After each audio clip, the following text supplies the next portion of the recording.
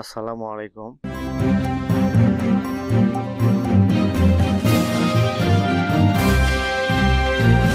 সুপ্রিয় শিক্ষার্থী, আশা করছি তোমরা সবাই ভালো আছো। আজ আমি অষ্টম শ্রেণীর ইতিহাস ও সামাজিক বিজ্ঞান শিখন অভিজ্ঞতা 7 প্রেক্ষাপটের পরিবর্তন ও ব্যক্তির ভূমিকা এই শিখন অভিজ্ঞতার 6 নম্বর পর্ব নিয়ে আলোচনা করব। সুপ্রিয় শিক্ষার্থী, গত পর্বে আমরা দেখিয়েছিলাম এই অনুসন্ধানী কাজটি কিভাবে করতে হবে।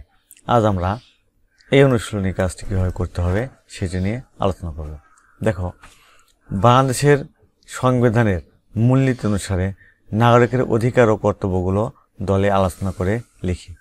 প্রয়োজনে বই, ইন্টারনেট বা সাক্ষাৎকারের মাধ্যমেও তথ্য সংগ্রহ করতে পারি। সুপ্রিয় শিক্ষার্থী, তার আগে তোমরা এখানে দেখো, বাংলাদেশের রাষ্ট্রীয় মূলনীতি 4টি। এগুলো তোমরা পড়ে নেবে।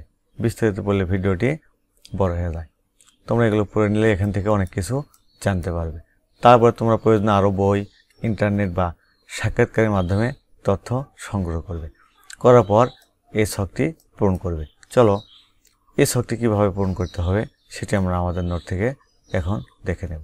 তোমরা এখনও যারা সোহান অনলাইন স্কুল চ্যানেলটি সাবস্ক্রাইব করোনি তারা প্লিজ সাবস্ক্রাইব করবে, এবং যারা ফেসবুক পেজ থেকে ভিডিওটি দেখছো তারা ফেসবুক পেজটি ফলো করে দেবে এবং লাইক দিয়ে দিবে। বাংলাদেশের সংবিধানে গৃহীত রাষ্ট্রীয় মূলনীতি হচ্ছে 4টি। 1. জাতীয়তাবাদ, 2. সমাজতন্ত্র, 3. গণতন্ত্র ও 4. ধর্মনিরপেক্ষতা। এসব মূলনীতি অনুসারে বাংলাদেশের সংবিধানের 3য় ভাগের 27 থেকে 44 নম্বর অনুচ্ছেদে নাগরিকের অধিকারের কথা বলা হয়েছে, আর সংবিধানের 21 নম্বর অনুচ্ছেদে নাগরিকের কর্তব্য সম্পর্কে বলা হয়েছে। নিচের ছকে নাগরিকের অধিকার ও কর্তব্যগুলো উপস্থাপন করা হলো। প্রথমে আমরা অধিকার নিয়ে আলোচনা করব।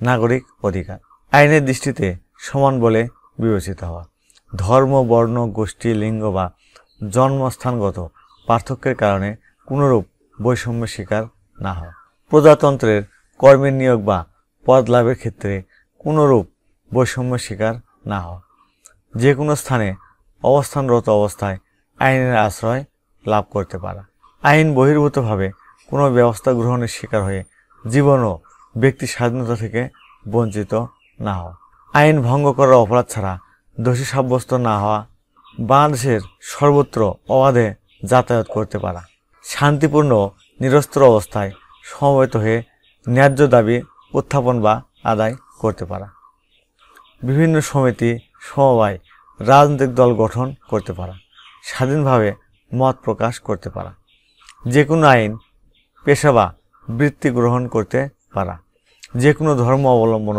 পালন বা প্রচার করতে পারা। তারপর কর্তব্য: 1 নম্বর, নিজে শিক্ষিত হওয়া এবং সন্তানদের শিক্ষিত করা। 2 নম্বর, রাষ্ট্রের প্রতি অনুগত থাকা।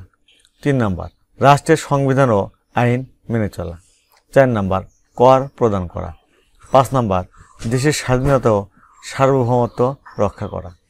6. সততার সাথে ভোট প্রদান করা। 7. রাষ্ট্রীয় মূলনীতির প্রতি শ্রদ্ধা প্রদর্শন করা। 8. জাতীয় সম্পদ রক্ষা করা। 9. পরিবার ও সমাজের প্রতি কর্তব্য পালন করা। সুপ্রিয় শিক্ষার্থী, আশা করছি এই ছকটি কীভাবে পূরণ করতে হবে তোমরা সেটি বুঝতে পেরেছ। আগামী পর্বে আমরা এই শিক্ষণ অভিজ্ঞতা নিয়ে আলোচনা করব। সুপ্রিয় শিক্ষার্থী, তোমরা এখনও যারা আমার চ্যানেলটি সাবস্ক্রাইব করোনি তারা প্লিজ সাবস্ক্রাইব করবে এবং ভিডিওতে লাইক দিয়ে দেবে। আজ তাহলে এখানেই শেষ করছি। আল্লাহ হাফেজ।